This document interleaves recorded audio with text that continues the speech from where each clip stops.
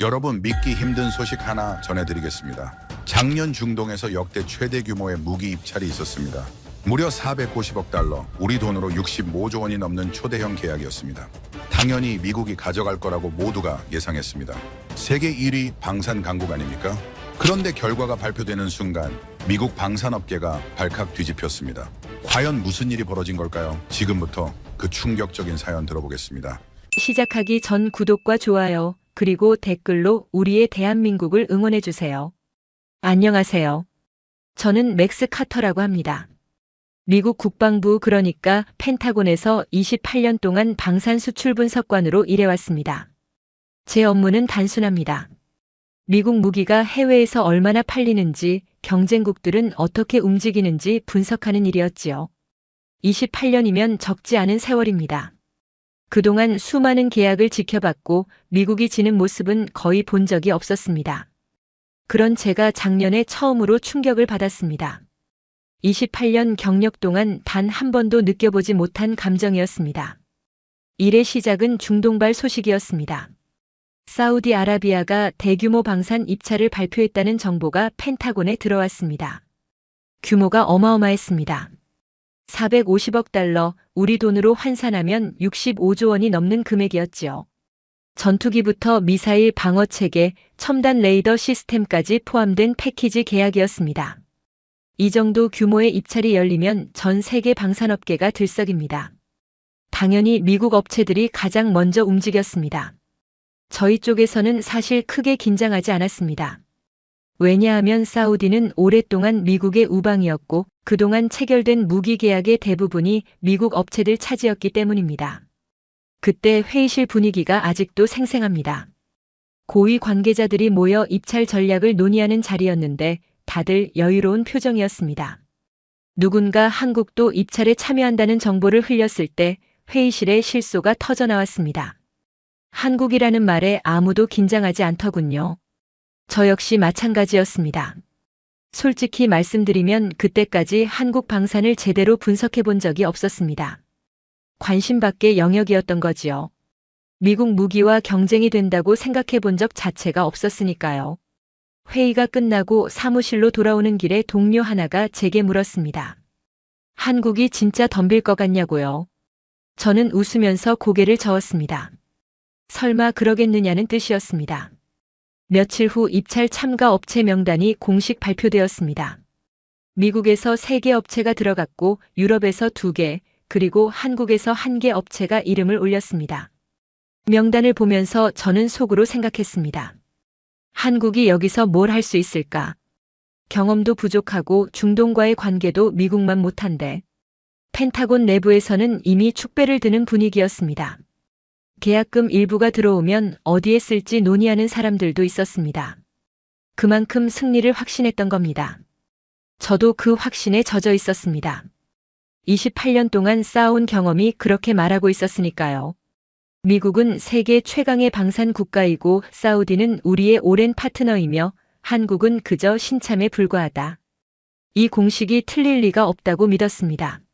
하지만 그 확신이 얼마나 어리석은 것이었는지 저는 곧 깨닫게 됩니다. 입찰 마감일이 다가오면서 이상한 소문이 하나 들려왔습니다. 사우디 국방부 관계자들이 한국 업체 시찰을 다녀왔다는 이야기였습니다. 처음에는 대수롭지 않게 넘겼습니다. 형식적인 절차겠거니 했지요. 그런데 시찰을 다녀온 사우디 측 반응이 심상치 않다는 후문이 계속 들려왔습니다. 그제서야 저는 처음으로 한국 방산에 대한 자료를 찾아보기 시작했습니다. 그리고 깜짝 놀랐습니다. 제가 몰랐던 사이에 한국이 엄청나게 성장해 있었던 겁니다. 자료를 뒤지면서 저는 눈을 의심했습니다. 한국의 방산 수출 실적이 지난 5년 사이에 5배 넘게 뛰어올라 있었습니다.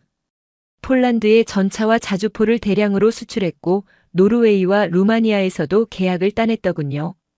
유럽 한복판에서 미국과 독일을 제치고 한국이 무기를 팔고 있었던 겁니다. 그때까지도 저는 반신반의했습니다. 유럽 쪽 소규모 계약은 그렇다 치더라도 사우디처럼 큰 시장에서는 다를 거라고 생각했지요. 사우디는 수십 년간 미국 무기를 써왔고 정비 시스템도 미국 체계에 맞춰져 있었으니까요. 새로운 나라 무기로 바꾸려면 천문학적인 전환 비용이 들 텐데 설마 그런 모험을 하겠느냐는 생각이었습니다. 입찰 마감이 지나고 결과 발표일이 다가왔습니다. 펜타곤 내부에서는 여전히 낙관적인 분위기가 흘렀습니다. 다만 저는 어딘지 모르게 불안했습니다. 사우디 측에서 한국 업체를 2번이나 더 방문했다는 정보가 들어왔기 때문입니다. 형식적인 절차라면 한 번으로 충분한데 3번씩이나 시차를 간다는 건 뭔가 심상치 않다는 신호였지요. 결과 발표 당일 저는 사무실에서 대기하고 있었습니다. 고위 관계자들은 따로 브리핑룸에 모여 있었고 저 같은 분석관들은 각자 자리에서 소식을 기다렸습니다. 점심시간이 조금 지났을 무렵 사우디 국방부가 공식 발표를 한다는 알림이 떴습니다. 저는 컴퓨터 화면을 주시했습니다. 사우디 국방부 공식 채널에서 발표문이 올라왔습니다. 아랍어로 된 문서라 자동 번역기를 돌렸지요. 번역된 문장들이 화면에 하나씩 뜨는데 3번째 문단쯤에서 저는 숨이 멎는 것 같았습니다. 대한민국이라는 글자가 보였습니다. 처음에는 오역인 줄 알았습니다. 번역기가 잘못 돌아간 거라고 생각했지요. 그래서 원문을 다시 확인했습니다. 하지만 틀림없었습니다. 사우디아라비아가 450억 달러 규모의 방산 계약 우선 협상 대상자로 한국을 선정했다는 내용이었습니다. 그 순간 사무실 여기저기서 탄식이 터져나왔습니다. 누군가는 욕설을 내뱉었고 누군가는 벌떡 일어나 어디론가 전화를 걸었습니다. 저는 그냥 화면만 멍하니 바라보고 있었습니다. 28년 동안 이런 일은 처음이었습니다. 미국이 중동 대형 입찰에서 진 것도 충격이었지만 하필 상대가 한국이라는 사실이 더 믿기 어려웠습니다. 얼마 지나지 않아 브리핑룸에서 고위 관계자들이 쏟아져 나왔습니다. 표정들이 하나같이 굳어 있었습니다. 복도에서 마주친 한 인사가 제게 한마디 던지더군요. 미쳤다고요. 도대체 어떻게 된 거냐고요. 저도 같은 심정이었습니다. 그날 오후 긴급 분석 회의가 소집되었습니다. 왜 졌는지 원인을 파악하라는 지시가 떨어진 겁니다. 회의실에 들어서니 분위기가 살벌했습니다. 누군가 책임을 져야 한다는 무언의 압박이 느껴졌지요. 회의는 혼란스러웠습니다. 한쪽에서는 사우디가 미국에 정치적 불만이 있어서 일부러 한국을 골랐다는 주장이 나왔습니다. 또 다른 쪽에서는 한국이 비정상적으로 낮은 가격을 제시해서 덤핑으로 따낸 거라는 분석을 내놓았습니다. 심지어 뒷거래가 있었을 거라는 음모론까지 흘러나왔습니다. 저는 조용히 듣고만 있었습니다. 솔직히 어느 주장에도 동의할 수 없었습니다. 사우디가 정치적 이유로 65조 원짜리 계약을 결정할 리가 없었고 단순히 가격만 싸다고 그 규모의 계약을 맡길 나라도 아니었으니까요. 회의가 끝난 후 저는 사무실에 남아서 사우디 측 발표문을 다시 꼼꼼히 읽어보았습니다. 그리고 눈에 띄는 대목을 발견했습니다. 사우디 국방장관의 코멘트가 첨부되어 있었는데 거기에 이런 문장이 있었습니다. 기술력과 납기 준수 능력을 종합적으로 평가한 결과라는 내용이었지요. 납기 준수 능력. 이 부분에서 저는 멈칫했습니다. 미국 방산업체들의 고질적인 문제가 바로 납기 지연이었거든요. 계약서에 3년이라고 적어놓고 실제로는 5년, 6년씩 걸리는 일이 비일비재했습니다. 저도 그 문제를 여러 번 보고서에 지적한 적이 있었지만 번번이 묵살당했지요. 설마 그게 결정적인 이유였을까? 저는 혼자 생각에 잠겼습니다. 그리고 한국 방산업체들의 납품 기록을 찾아보기 시작했습니다. 놀라운 사실이 드러났습니다. 한국은 계약한 날짜를 거의 정확히 지키고 있었습니다. 심지어 예정보다 일찍 납품한 사례도 여러 건이었습니다. 폴란드에 전차를 수출할 때도 계약 후 6개월 만에 첫 물량을 보냈다는 기록이 있었습니다. 미국이나 독일이었다면 최소 2년은 걸렸을 일이었지요. 어떻게 이런 속도가 가능한지 이해가 되지 않았습니다. 그날 밤 저는 퇴근을 하지 못했습니다. 자료를 파고 또 파면서 한국 방산의 실체를 파악하려고 했습니다. 알면 알수록 놀라운 사실들이 튀어나왔습니다. 한국은 단순히 값싼 무기를 파는 게 아니었습니다. 기술력에서도 이미 상당한 수준에 올라 있었습니다. 새벽이 되어서야 저는 자리에서 일어났습니다. 창밖으로 워싱턴의 불빛이 희미하게 보였습니다. 그때 저는 처음으로 인정했습니다. 우리가 진 게 아니라 한국이 이긴 거라고요. 운이 아니라 실력이었다고요. 하지만 펜타곤 내부에서는 그런 냉정한 분석을 받아들일 분위기가 아니었습니다. 다음 날부터 전혀 다른 방향의 논의가 시작되었거든요. 한국을 인정하는 대신 무너뜨리자는 쪽으로 분위기가 흘러갔습니다. 그리고 저는 그 과정을 지켜보면서 점점 더 불안해졌습니다. 뭔가 크게 잘못되고 있다는 느낌이 들었습니다. 입찰 패배 이후 펜타곤 분위기가 급격히 험악해졌습니다. 고위층 사이에서 대책 회의가 연일 이어졌고 방산업체 로비스트들이 수시로 드나들었습니다. 저 같은 실무 분석관은 회의에 직접 참석하지 못했지만 어떤 논의가 오가는지 소문으로 들을 수 있었습니다. 가장 많이 나온 이야기가 부품 문제였습니다. 한국 방산업체들이 만드는 무기에는 미국산 핵심 부품이 상당수 들어간다는 점에 주목한 겁니다. 특히 정밀 유도 장치와 일부 항공 전자 장비는 미국 기술에 의존하고 있었지요. 이걸 끊어버리면 한국이 사우디에 납품을 못하게 된다는 계산이었습니다. 처음 그 얘기를 들었을 때 저는 귀를 의심했습니다. 설마 그런 식으로 나가겠느냐고 생각했지요. 국가 간 신뢰 문제도 있고 국제 무역 규범에도 어긋나는 일이었으니까요. 하지만 분위기는 점점 그쪽으로 기울어갔습니다. 며칠 후 공식적인 조치가 내려왔습니다. 국방부가 특정 품목에 대해 수출 재검토 명령을 발동한 겁니다. 표면적인 이유는 기술 보안 점검이었지만 실제 목적이 뭔지는 누구나 알 수 있었습니다. 한국 업체에 들어가는 핵심 부품 3가지가 그 목록에 포함되어 있었거든요. 그날 로비스트 한 명이 복도에서 대화하는 걸 우연히 들었습니다. 그가 누군가에게 자신만만하게 말하더군요. 부품 없으면 납품 못한다. 길어야 이틀이면 계약이 날아간다고요. 그 목소리에 담긴 확신이 아직도 기억납니다. 저는 불편했습니다.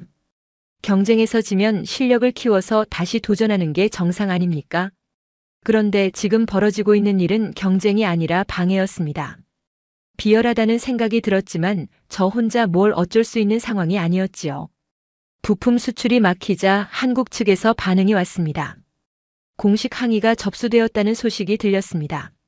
한국 정부가 강력히 유감을 표명했고 부당한 조치라고 비판했다더군요. 하지만 펜타곤 내부에서는 오히려 그 반응을 보고 좋아하는 분위기였습니다. 당황하고 있다는 증거라고 해석한 겁니다. 저는 조용히 상황을 지켜보았습니다. 한국이 어떻게 대응할지 궁금했습니다.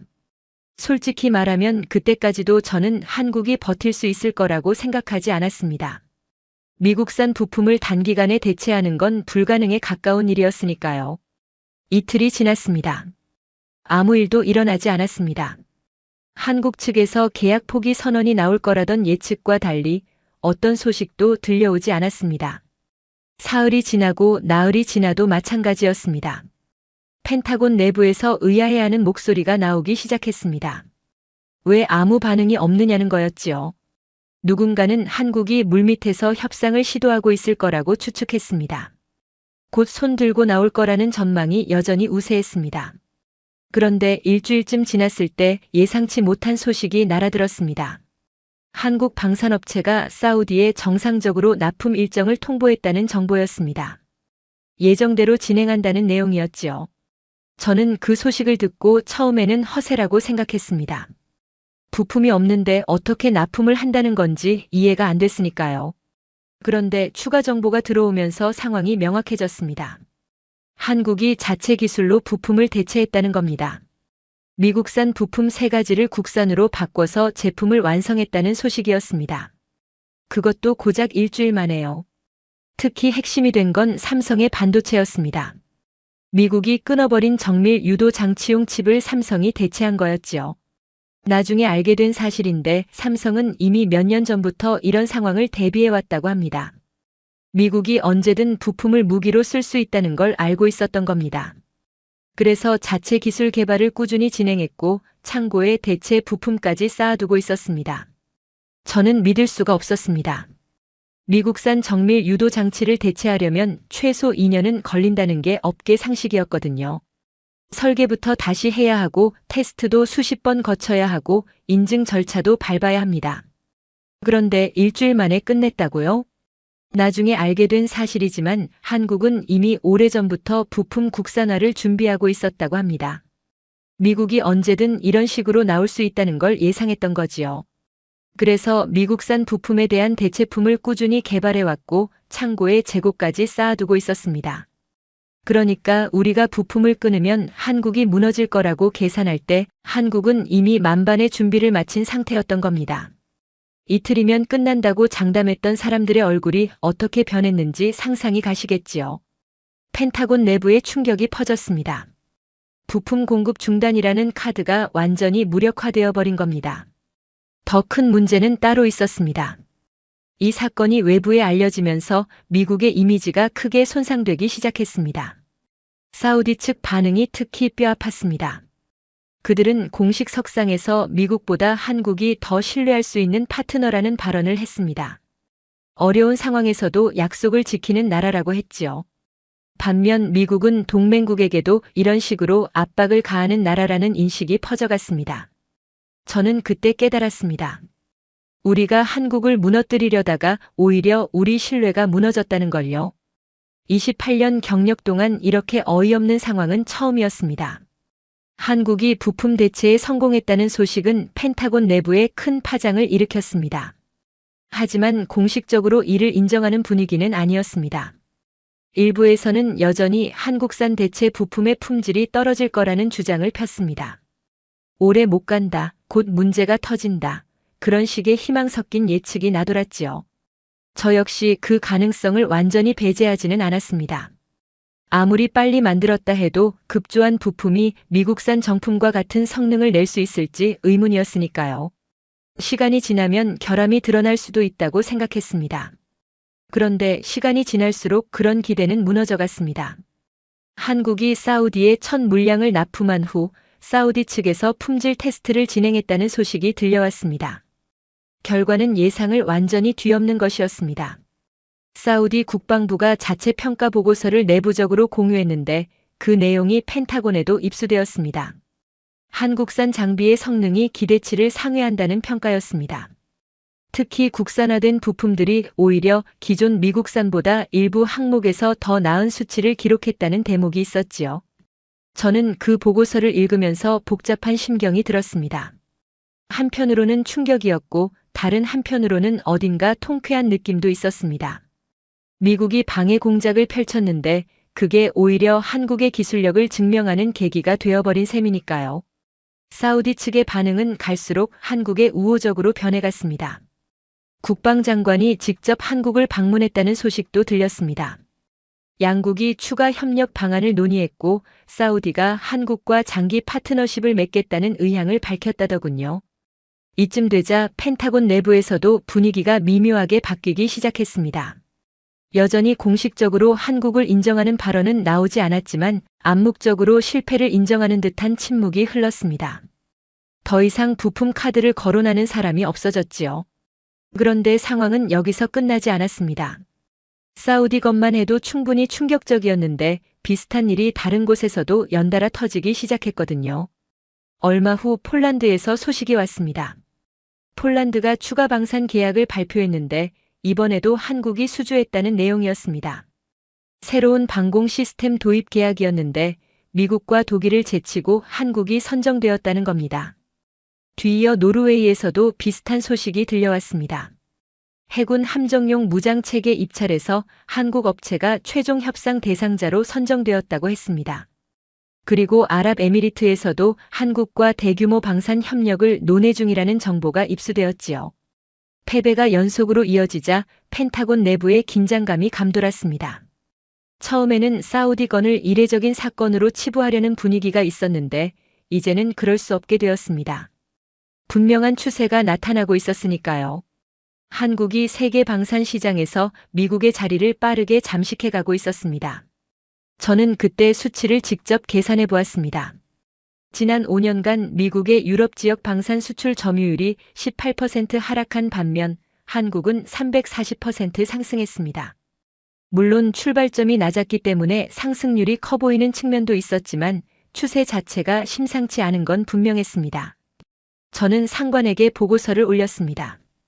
현재 상황에 대한 객관적 분석과 함께 원인을 규명할 필요가 있다는 의견을 담았지요.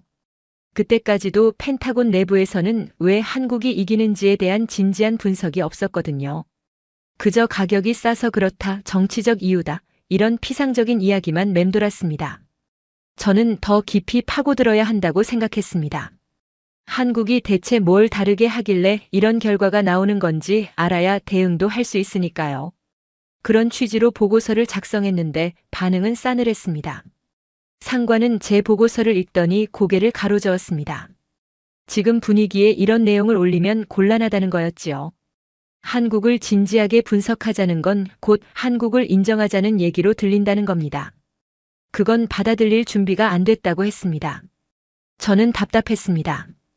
눈앞에서 계속 지고 있는데 왜 지는지도 분석 안 하고 어떻게 이기겠다는 건지 이해가 안 됐습니다. 하지만 조직 내에서 혼자 다른 목소리를 내기란 쉽지 않았습니다.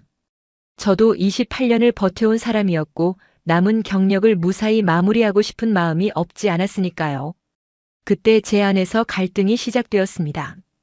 진실을 말해야 하는지 아니면 조용히 있어야 하는지, 28년 경력을 걸고 사실대로 보고할 것인지 아니면 분위기에 맞춰 입을 다물 것인지 쉽게 결정할 수 있는 문제가 아니었습니다. 갈등은 계속되었지만 현실은 기다려주지 않았습니다. 한국의 약진은 멈추지 않았고 미국의 패배는 쌓여갔습니다. 그 무렵 새로운 소식이 들려왔습니다. 동유럽의 한 국가가 대규모 방공망 현대화 사업을 발주했는데 최종 후보에 미국과 한국만 남았다는 정보였습니다. 이번만큼은 미국이 이길 거라는 전망이 우세했습니다. 그 나라와 미국의 군사 협력 관계가 깊었고 이미 미국산 무기를 상당량 보유하고 있었으니까요. 저도 이번에는 미국이 이길 수 있을 거라고 조심스럽게 기대했습니다. 연패를 끊을 기회가 될 수 있다고 생각했지요. 그런데 결과는 또 한국이었습니다. 그 나라가 한국 업체를 최종 파트너로 선정했다는 발표가 났을 때 펜타곤 내부의 탄식이 흘렀습니다. 이제는 놀랍지도 않다는 듯한 체념 섞인 반응도 있었습니다.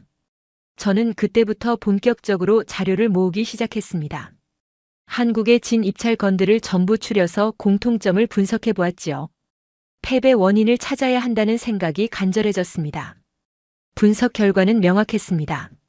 미국이 진 이유는 크게 세 가지로 압축되었습니다. 첫째는 납기였습니다. 미국 업체들은 계약 후 물량 인도까지 평균 3년 이상 걸렸습니다. 반면 한국은 1년 이내에 첫 납품을 완료하는 경우가 대부분이었지요. 빠르면 6개월 만에 인도한 사례도 있었습니다. 둘째는 맞춤형 대응이었습니다. 미국 업체들은 기존 제품을 그대로 팔려고 했습니다. 구매국이 특정 요구사항을 제시하면 안 된다고 거절하거나 추가 비용을 요구했지요. 반면 한국은 고객이 원하는 대로 설계를 바꿔주었습니다. 심지어 계약에 없던 요청도 가능하면 들어주었다더군요. 셋째는 가격이었습니다. 물론 한국이 미국보다 저렴한 건 사실이었습니다. 하지만 단순히 싸기만 한 게 아니었습니다. 가격 대비 성능, 이른바 가성비에서 한국이 압도적이었던 겁니다. 같은 돈을 내고 더 많은 걸 얻을 수 있다면 당연히 그쪽을 선택하겠지요. 이 세 가지를 종합하면 결론은 하나였습니다. 한국은 고객이 원하는 걸 주고 미국은 자기가 팔고 싶은 걸 판다는 것이었습니다. 시장 경쟁에서 누가 이길지는 뻔한 일이었지요. 저는 이 분석 결과를 정리해서 내부 보고서로 작성했습니다. 이번에는 상관에게 먼저 보여주지 않고 직접 고위 관계자 회의에서 발표할 기회를 요청했습니다. 여러 차례 거절당했지만 끈질기게 매달렸습니다. 마침내 기회가 왔습니다. 방산 수출 전략 점검 회의가 열렸는데 거기서 15분간 브리핑할 시간을 받은 겁니다. 저는 철저히 준비했습니다. 감정을 빼고 오직 숫자와 사실만으로 이야기하려고 했지요. 회의 당일 저는 단상에 섰습니다.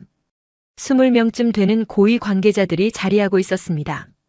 긴장은 되었지만 해야 할 말은 해야 한다고 스스로를 다독였습니다. 저는 최근 2년간 미국이 한국에 진 주요 입찰건을 나열했습니다. 사우디, 폴란드, 노르웨이, 루마니아, 아랍에미리트. 하나씩 열거할 때마다 회의실 분위기가 무거워지는 게 느껴졌습니다. 그 다음 패배 원인 분석을 발표했습니다. 납기 맞춤형 대응, 가격. 세 가지 요인을 설명하면서 구체적인 수치를 제시했지요. 미국 평균 납기 38개월, 한국 평균 납기 11개월. 이런 식으로요. 발표를 마치고 질의응답 시간이 되었습니다. 잠시 침묵이 흐르더니 한 고위 인사가 물었습니다. 그래서 결론이 뭐냐고요? 한국을 인정하자는 건지, 미국이 졌다고 선언하자는 건지. 저는 대답했습니다. 인정하자는 게 아니라 분석하자는 겁니다. 왜 지는지 알아야 이길 수 있다고요. 지금 우리는 왜 지는지도 모르면서 계속 싸우고 있습니다. 이대로는 계속 질 수밖에 없다고요. 회의실이 술렁거렸습니다. 누군가는 고개를 끄덕였고 누군가는 인상을 찌푸렸습니다. 저는 어떤 반응이 나오든 할 말은 다 했다는 생각이 들었습니다. 회의가 끝난 후 상관이 저를 불렀습니다. 표정이 복잡해 보였습니다. 저에게 한마디 하더군요. 용기 있었다고요. 근데 조심하라고요. 이런 발표를 좋아하지 않는 사람들이 있다고요. 저는 알고 있었습니다. 하지만 후회는 없었습니다. 28년 동안 이 조직에 있으면서 처음으로 진짜 중요한 말을 한 느낌이었으니까요. 회의 발표 이후 저에 대한 시선이 달라졌습니다. 어떤 사람들은 피하고 어떤 사람들은 일부러 찾아와서 격려해 주었습니다. 조직 내에서 제가 논쟁적인 인물이 되어버린 거지요. 며칠 후 뜻밖의 연락이 왔습니다. 국방장관실에서 저를 부른다는 거였습니다. 28년 경력 동안 장관실에 불려간 건 손에 꼽을 정도였습니다. 심장이 빠르게 뛰었습니다. 좋은 일인지 나쁜 일인지 가늠이 안 됐습니다. 장관실에 들어서니 국방장관이 직접 기다리고 있었습니다. 옆에 비서관 2명이 배석한 상태였지요. 저는 긴장한 채로 자리에 앉았습니다. 장관이 먼저 입을 열었습니다. 지난 회의에서 발표한 내용을 보았다고요. 솔직했다고요. 그리고 제게 질문을 던졌습니다. 정말 우리가 한국한테 계속 질 거라고 생각하느냐고요. 저는 잠시 생각한 후 대답했습니다. 지금 방식대로면 그렇다고요. 하지만 바꾸면 달라질 수 있다고요. 장관이 고개를 끄덕이더니 한 가지를 요청했습니다. 제대로 된 분석 보고서를 작성해달라는 거였습니다. 왜 한국이 이기고 있는지, 미국이 뭘 잘못하고 있는지, 어떻게 바꿔야 하는지 전부 담아서요.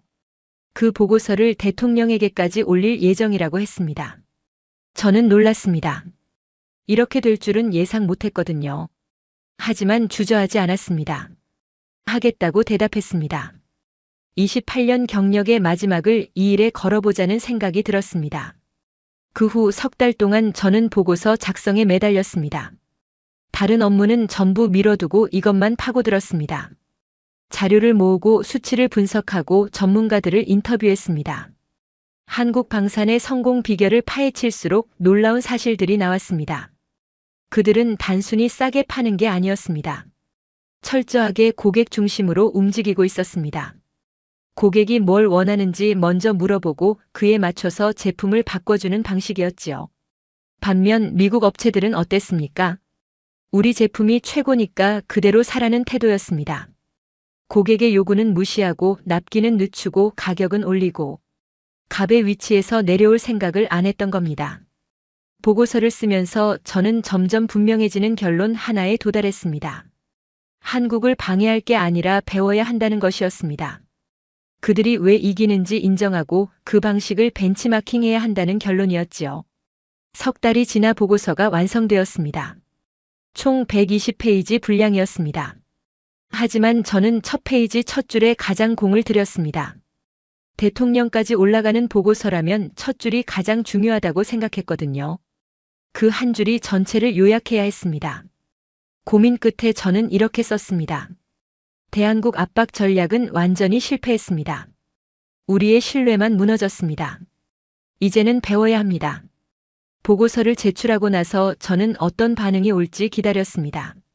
솔직히 걱정이 되었습니다.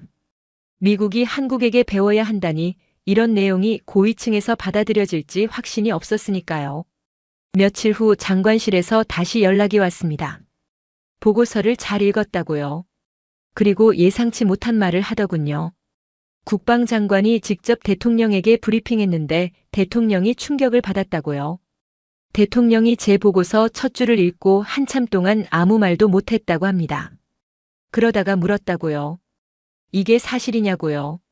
장관이 그렇다고 대답하자 대통령이 깊은 한숨을 쉬었다더군요. 그 후 일이 빠르게 진행되었습니다. 방산 정책 전면 재검토 지시가 내려왔습니다.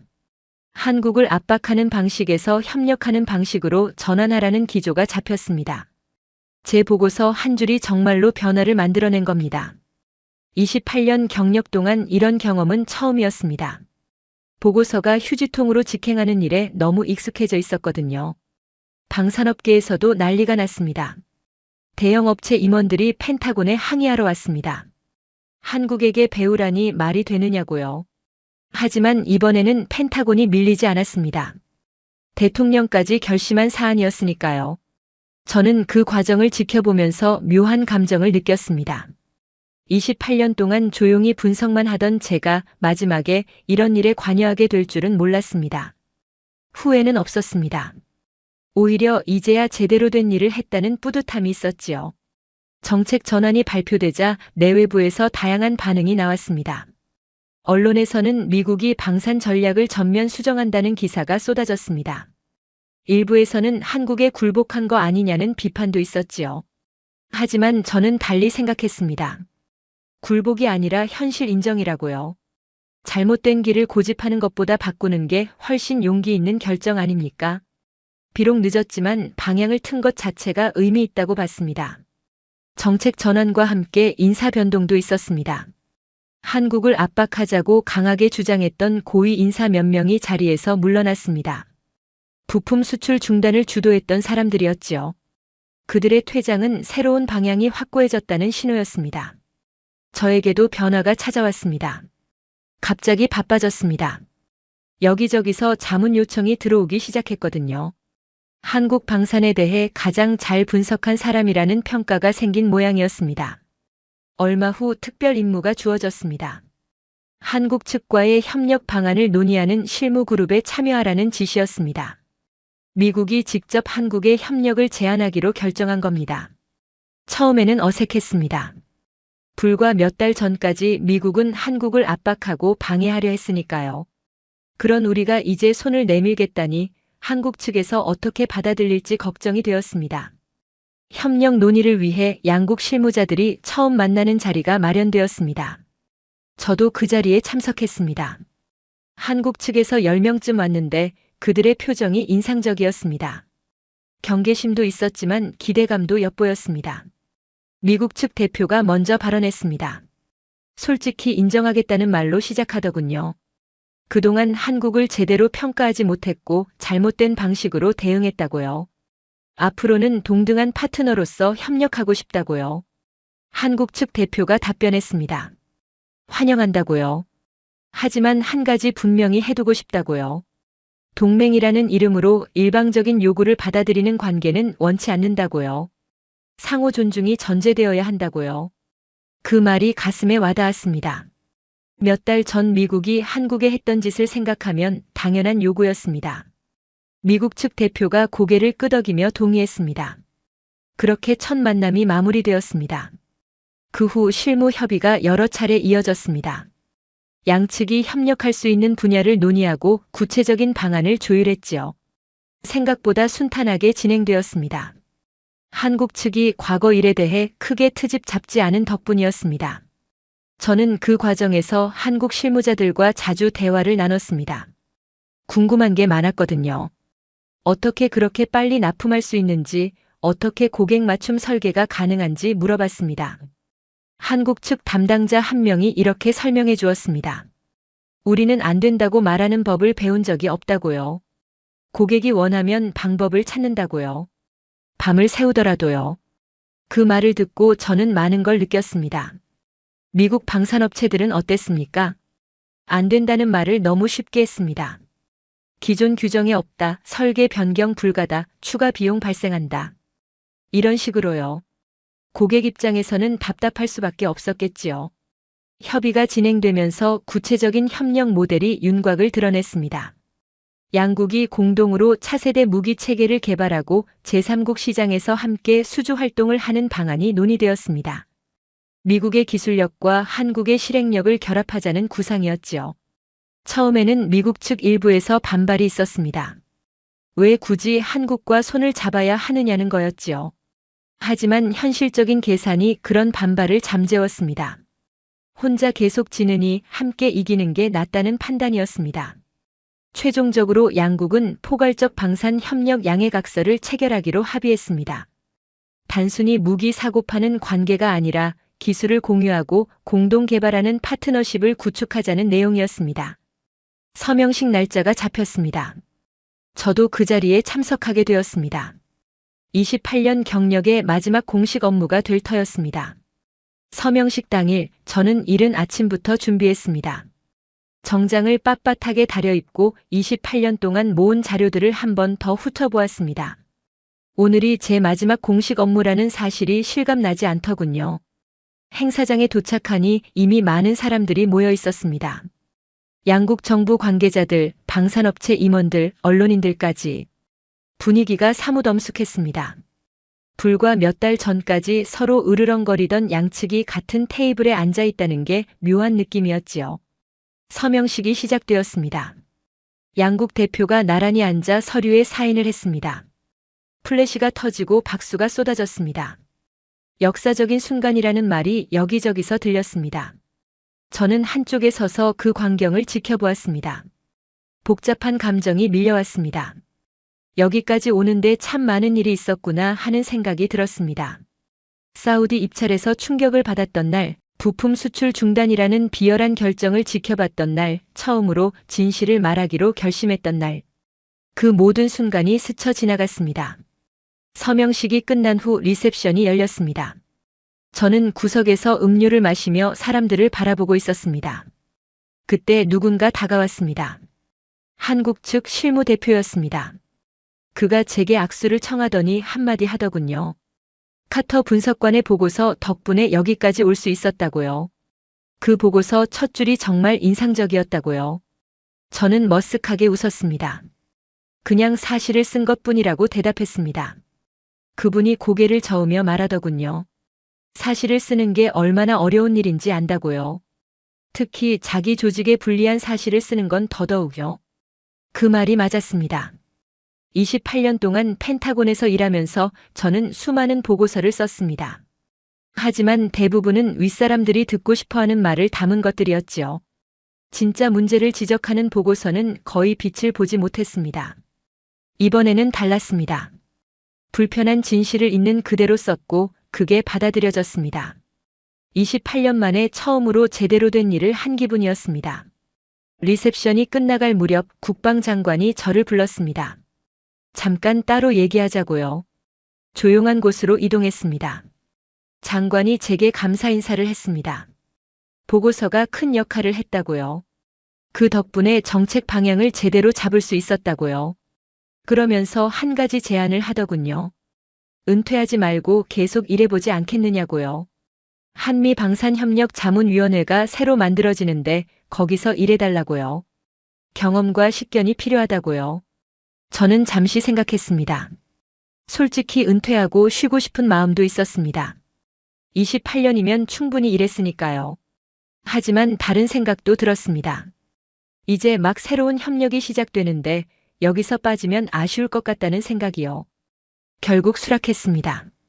조금 더 일해보기로 했습니다. 새로운 시작을 함께하고 싶었습니다. 지금 저는 자문위원으로서 양국 협력 프로젝트에 참여하고 있습니다. 매일이 바쁘지만 보람 있습니다. 과거에는 한국을 어떻게 이길까 고민했는데 이제는 한국과 어떻게 함께 이길까를 고민합니다. 완전히 다른 일이 되었지요. 28년 경력 동안 배운 게 하나 있다면 이겁니다. 인정할 건 인정해야 한다는 것. 상대가 나보다 나은 점이 있으면 솔직히 인정하고 배워야 합니다. 그게 진짜 강해지는 길입니다. 오늘 사연은 여기까지입니다. 한국 무시한 미국, 결국 무릎 꿇은 스토리 어떠셨나요? 사연의 주인공에게 응원의 댓글을 남겨주세요. 지금까지 감동정거장에서 사연 전해드렸습니다. 사연이 마음에 드셨다면 좋아요와 구독 부탁드립니다. 시청해주셔서 감사합니다.